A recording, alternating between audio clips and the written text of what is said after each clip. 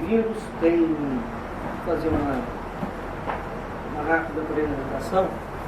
Para quem está vindo ao Instituto pela primeira vez, nós somos o Instituto é uma organização sem fins lucrativos e nós já, enquanto organização, já existimos há 20 anos. A nossa sede, durante muitos anos, era em Copacabana e há 8 anos nós nos mudamos para cá. Né? Enfim, transferimos todas as nossas atividades. Lá em Copacabana nós funcionávamos a semana inteira. Copacabana é um local central. Aqui nós só funcionamos nos finais de semana. Nós somos fundamentalmente uma organização ligada à pesquisa. Por conseguinte, todas as nossas atividades que nós fazemos em formatos diversos, seja através de alimentação, seja através de curso, seja através de workshop, seja através das publicações, são o resultado dessas pesquisas que foram sendo feitas ao longo no Brasil, de 2 décadas e em Portugal, mais de 4 décadas. Então, isso hoje está disponibilizado em formatos e produtos diversos. Né? Por conseguinte, repito, tudo que vocês vão ouvir é fruto de pesquisa nossa. E essas pesquisas são embasadas em documentação e fontes primárias que dizem respeito à historiografia tanto do Brasil quanto de Portugal. Né? Bom, o tema de hoje é um tema... Vou deixar passar.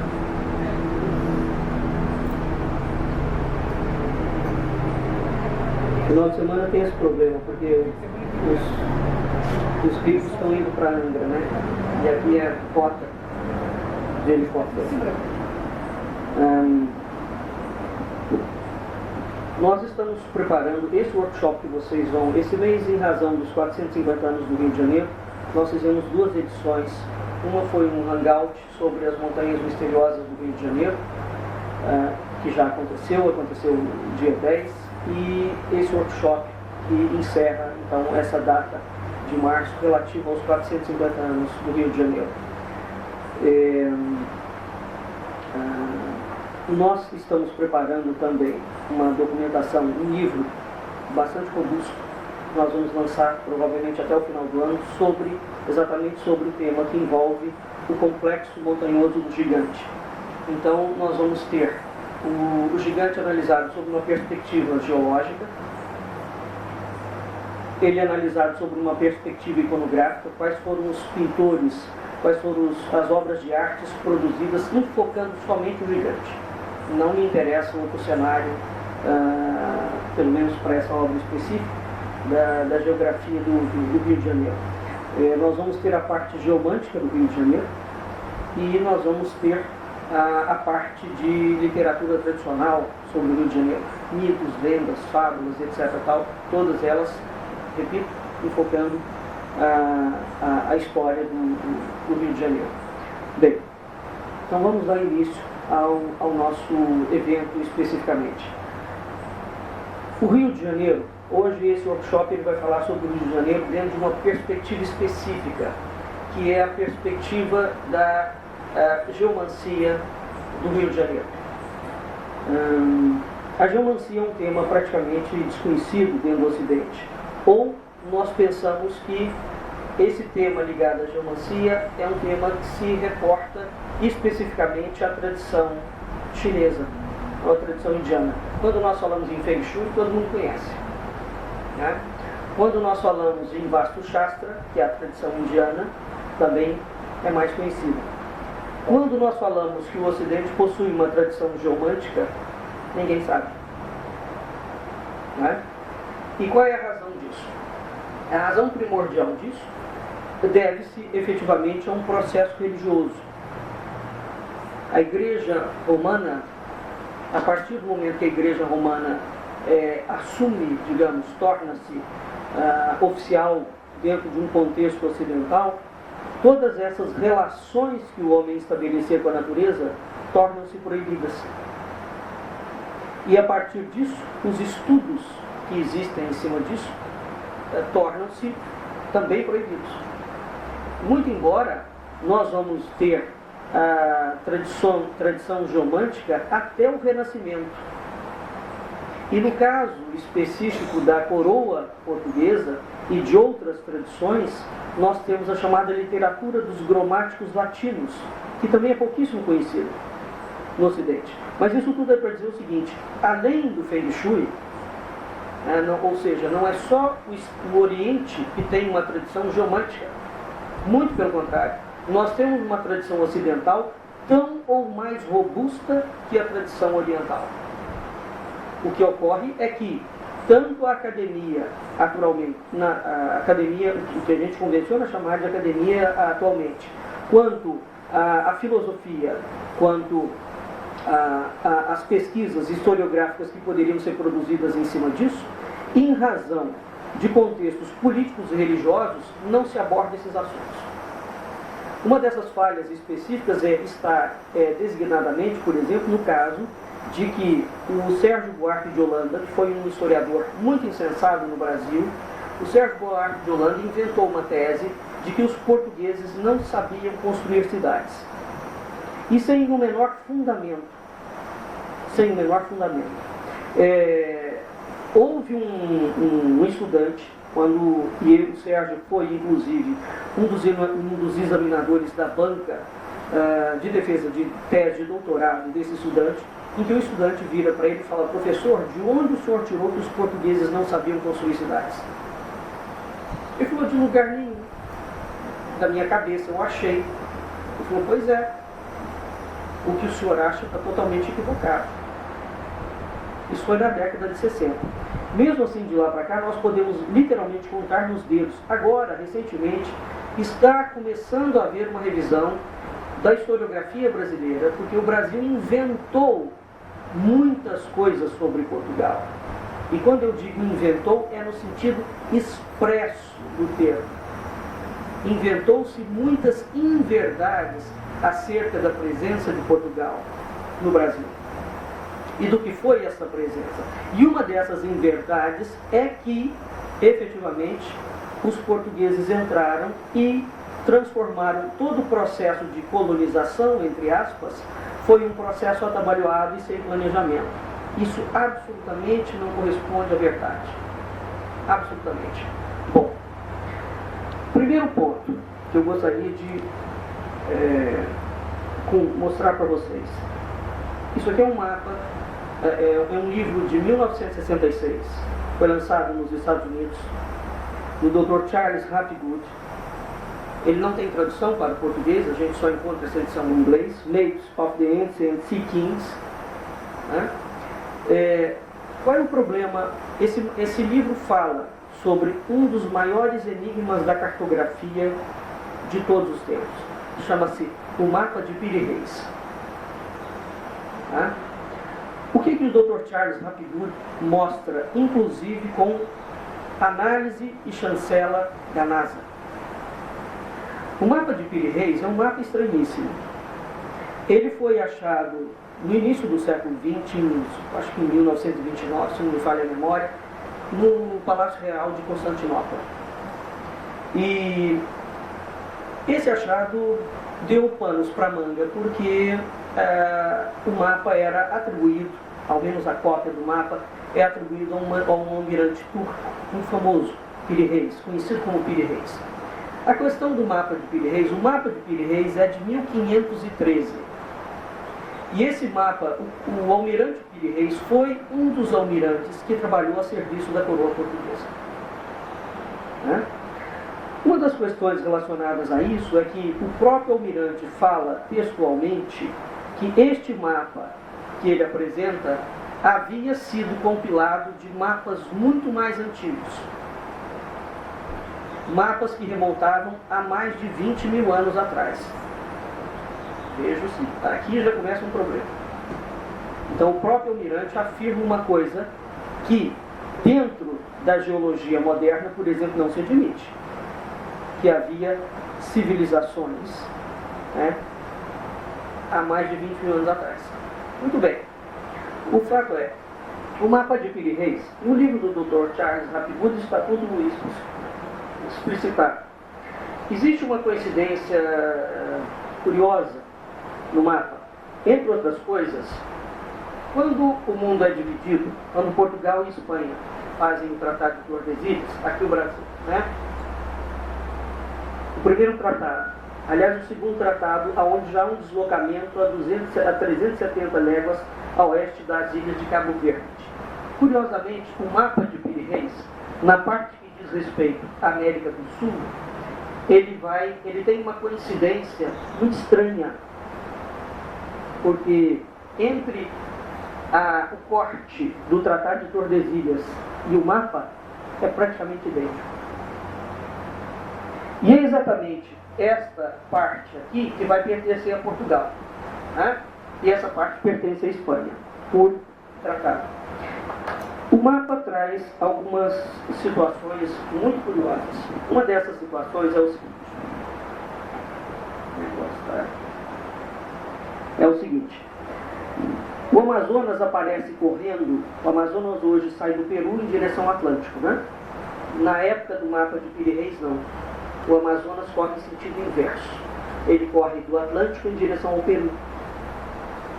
Aparece a Antártida, o continente da Antártida, o que é algo anômalo, porque a Antártida foi descoberta no século XIX, teoricamente. E aparece a cidade do Rio de Janeiro. Preste atenção. O mapa é de 1513. Em 1513, teoricamente, na documentação oficial de Portugal, o Rio de Janeiro não havia sido fundado. Há registros de navegadores em 1502, ou já em 1500, e a esquadra de Cabral chega, né, e depois há navegadores que vêm e aportam ao Brasil. Mas, se o mapa de Piri Reis, como o Dr. Charles Hapgood coloca, inclusive o Rio de Janeiro já aparece com esse nome, Janeiro. Pois bem, se o mapa de Piri Reis corresponder à verdade, isso significa que nós temos uma datação cronológica de 20 mil anos atrás. O Rio de Janeiro já existia como cidade há 20 mil anos atrás.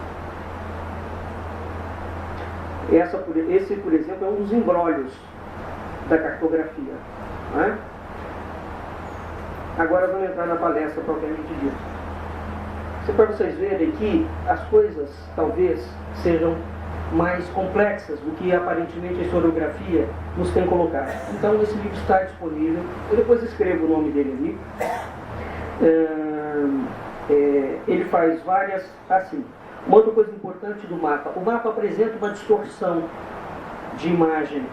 Quando o Dr. Charles Hapgood e outros matemáticos mandaram a NASA avaliar o mapa, qual foi o pronunciamento oficial da NASA em relação ao mapa de Piri Reis? O mapa apresenta aquela distorção não porque não se sabia projetar, mas exatamente porque aquela distorção é porque o mapa foi tirado do espaço. O que é pior ainda, né? Mas é um pronunciamento oficial e ele apresenta a documentação. Então, aqui nós temos algumas situações muito curiosas. Bom, primeiro, o Rio de Janeiro já aparece com o nome de Ianeiro. Portanto, aquela característica que atribui a informação oficial, que atribui o nome Rio de Janeiro ao deslocamento de quando o Estácio de Sá sai da Bahia na data trazendo a imagem de São Sebastião do Rio de Janeiro, porque o nome Rio de Janeiro tem a fusão de duas estruturas, São Sebastião do Rio de Janeiro, por conta exatamente de Dom Sebastião, o rei de Portugal, que tem uma trajetória mítica. Quando nós falamos em advento da nova era, uma nova era dentro do planeta, Portugal tem, de todos os países do Ocidente e mesmo do Oriente, a tradição mais robusta em relação à anunciação de uma nova era. É Portugal que resguarda isso, é Portugal que transmite isso, é Portugal que passa isso para o mundo. Um outro aspecto importantíssimo em relação à coroa portuguesa. Portugal foi um país criado por iniciados. Quem planejou e projetou os descobrimentos marítimos portugueses foi a maior ordem iniciática que se tem ideia e presença no mundo, a Ordem Templária de Portugal. Nós lançamos agora, estamos lançando um livro que chama Guia Templário de Portugal, para selar definitivamente todas as discussões e todas as inverdades que têm sido ditas a respeito da história que envolve a ordem mais enigmática do mundo. Serão 6 volumes e nós apresentaremos 45 anos de pesquisa bibliográfica. Então, para quem falava que o Brasil não tinha documentação, e que Portugal não tem documentação, e que Portugal nunca foi um país de iniciados, pronto, nós vamos soltar. E esse é o nosso objetivo com todas as nossas publicações. Nós estamos soltando todo o arquivo e o acervo que a gente foi acumulando ao longo de décadas para que determinados temas que são considerados espinhosos e ao mesmo tempo são fulcrais para que a gente consiga entender determinadas coisas, que essas questões se equanimizem definitivamente, porque os pesquisadores, tanto do Brasil quanto de Portugal, não vão poder mais ocultar documentação. Esse é um ponto fundamental. Tá? Bom, uma questão aqui em relação ao Rio de Janeiro. Muito pouca gente, é interessante, porque a maioria dos cariocas, tem muitos cariocas que não sabem que há um gigante deitado, que a gente vê ele perfeitamente quando você entra pela Baía da Guanabara, né? Porque senão nós só vemos parte do gigante. Por exemplo, quando a gente olha daqui, agora hoje está nublado, mas a gente vê perfeitamente a cabeça do gigante, que é a Pedra da Gávea, né? E de uma outra perspectiva, por exemplo, de Niterói, você também não vê o gigante como um todo, você vê partes do gigante isolado. Muito bem, o que acontece? Em termos de geomancia, por exemplo, todas as cidades, existe um preceito básico dentro do critério geomântico tradicional. Todas as cidades construídas em cima de 7 colinas são sagradas. Todas elas. Roma foi construída em cima de 7 colinas. Lisboa é construída em cima de 7 colinas. O Rio de Janeiro foi construído em cima de 7 colinas. E o gigante cobre 7 bairros. Muito bem. Portanto, de saída, dentro da perspectiva numerológica tradicional dos gromáticos latinos, o Rio de Janeiro, de saída, e Açocalco é uma cidade sagrada. Uma outra característica em relação à geomancia. Para os gregos antigos, os filósofos gregos antigos, a forma indicava função. Né? Então, o que significará quando um complexo de montanhas tem o formato de um corpo humano? Porque também aqui nós não temos nenhuma, preste atenção ao que eu estou falando, porque é verdadeiro, nenhuma cidade do mundo tem a forma de um homem deitado. O Rio de Janeiro é a única cidade do mundo que tem essa forma. Nenhuma outra tem. Nós teremos outras situações esparsas de alguns tipos de figuras, mas nós não teremos nenhuma que tenha essa configuração. Primeira pergunta que a gente faz: o Rio de Janeiro tem um gigante? A gente poderia colocar isso em dúvida, né?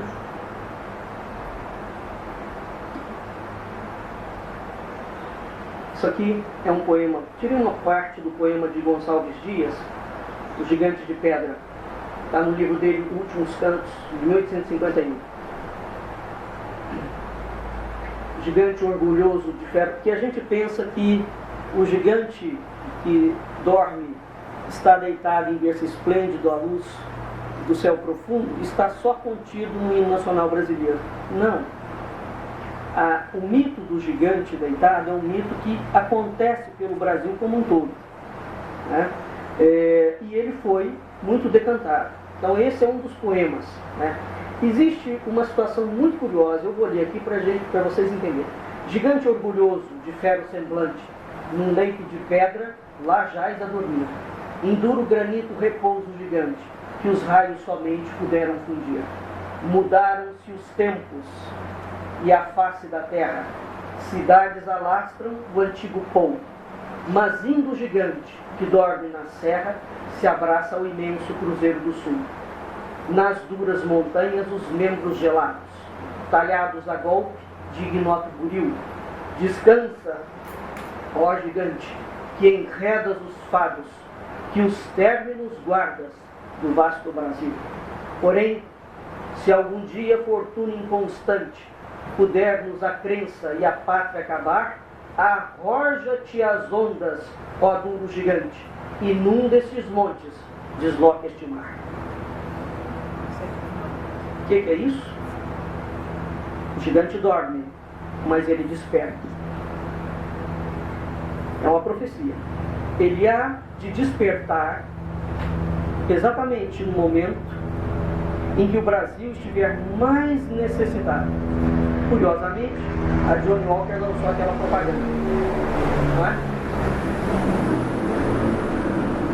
Nós estamos vivendo um momento muito curioso, porque esse momento que o Brasil vive, ele é absolutamente coincidente com o chamado mito do Quinto Império, o advento do Quinto Império no mundo, a descida do reino do Espírito Santo. Repito, isso é uma tradição eminentemente lusíada. Ela não pertence a nenhum outro povo, a nenhum outro país. É uma tradição especificamente nossa, né? E muito pouco conhecida. Então aqui, mudaram-se os tempos. Há um gigante que cometeu algum tipo de infração, não é? E gigante orgulhoso, de fero semblante. Ele não é um gigante tranquilo. Ele é uma figura sobre quem miticamente recai alguma coisa, não é? Mas, por alguma razão qualquer, então ele está deitado. Seja por uma condição, seja por uma maldição, seja por alguma coisa, aquele gigante é colocado a dormir, né? Mas existe esse anúncio: descansa, ó gigante, que enredas os fados. Fado e destino. Então o gigante guarda o destino do vasto Brasil. Porém, se algum dia fortuna inconstante, né, pudermos a crença e a pátria acabar, existe uma mensagem psicografada pelo Chico Xavier, se não me engano é pelo espírito do irmão X, em 1932, se não me falha a memória. Essa mensagem, naquela altura, fala de 5 presidentes que o Brasil terá. E descreve, ipsis literis, a característica desses presidentes. O primeiro é um homem que vai se suicidar, Getúlio.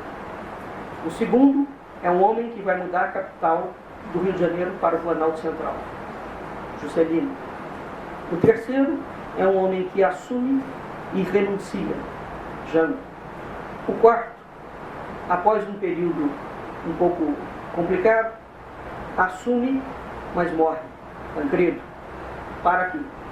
Após esse quarto, o Brasil passaria por um período extremamente difícil. Dificílimo. E, curiosamente, ele não apresenta nenhuma característica do quinto presidente.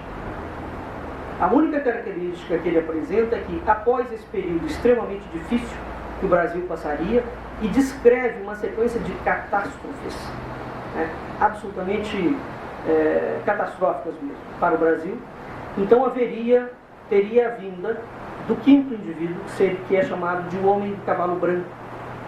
O Homem do Cavalo Branco é, na tradição persa, o Imam Mahdi, é o Soció, é o Cristo de Aquários, é o avatar da nova era, né? É Dom Sebastião que retorna dentro do mito do Quinto Império, é o Homem do Cavalo Branco.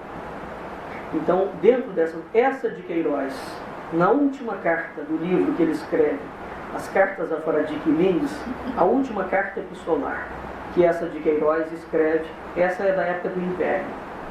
Essa fala que o Brasil, que naquela altura era Império, passará a República, e depois a República virá o Império.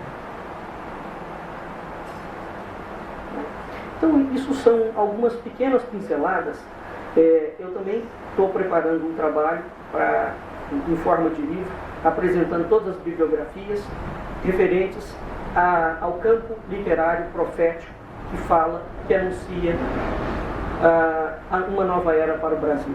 Isso também é uma coisa muito importante para a gente entender e contextualizar isso dentro de um campo profético do Ocidente, que recai em Portugal e que Portugal transmite para o mundo, né? Bem,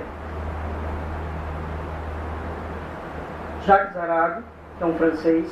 Esse francês vem várias vezes ao Brasil e fica absolutamente impressionado com a descrição. Então aqui é interessante. Pela terceira vez te saúdo ao Rio de Janeiro, em pé, sobre conversa, com o pescoço estendido, como se Deus me houvesse restituído a luz dos olhos, eu via sair das águas do gigante deitado, tão pitoresco e felizmente talhado para o guia dos navegantes. Sim, eu vejo a fronte borbônica, o largo peito, a curva das pernas e o pé que indica a entrada da Bahia. Veja que é interessante essa figura do gigante que emerge das águas. Essa simbologia é muito curiosa, porque antes de Deus criar o mundo, a primeira coisa que ele faz é separar as águas de cima das águas de baixo. Então essa mitologia ligada às águas, há muito que a gente poderia estender dentro dessa leitura rápida, que por conta do tempo, né, a gente não pode fazer. Né? Aqui está o gigante. Essa é uma das imagens do gigante que dorme. Certo? Veja, aqui é o pão de açúcar, né? A pedra da